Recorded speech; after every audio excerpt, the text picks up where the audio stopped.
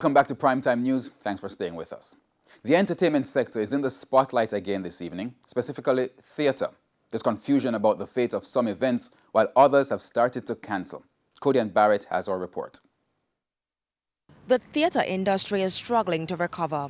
At first, elation among the entertainment industry following the announcements by Prime Minister Andrew Holness about a phased reopening of the sector.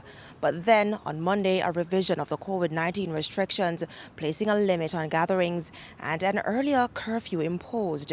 Now we're beginning to see some shows being cancelled. The first was Johnny's Comedy Show, but the question was asked whether or not plays and similar shows could move to an earlier time. That's not possible with the nature of the show that we have. Our audience is a working audience. People go to work. My show is a weekday show. It was established as a weekday show. The weekends really don't make any sense for my show either. It's not so practical. I mean, you mean you'll be starting the play on a weekday at what, 3 o'clock?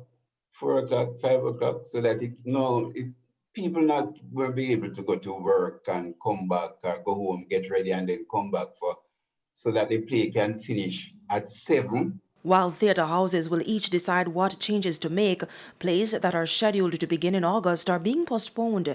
Actor Glenn Campbell, who was scheduled to be a part of a new production, says he's disappointed. I was so looking forward to being back on stage. We had made plans for reopening on August 5 with our new production, Mo, Joe, and Flo. We had this great support and enthusiasm from audience members and patrons who said, yes, they're so glad that we're going to be open. And then the curfew time changed.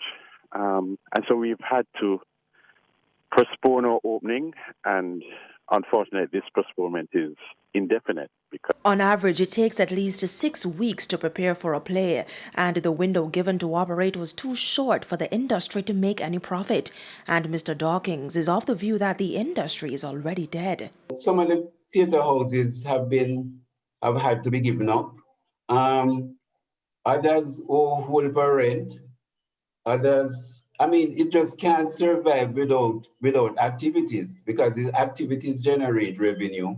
And we are affected when we don't have something running for a week. Can you imagine a year and a half? This is one of the locations where plays are frequently held, but there haven't been a play here in quite some time. For persons anticipating to attend a play, they will have to wait a little while longer. Kodian Barrett, TVJ News.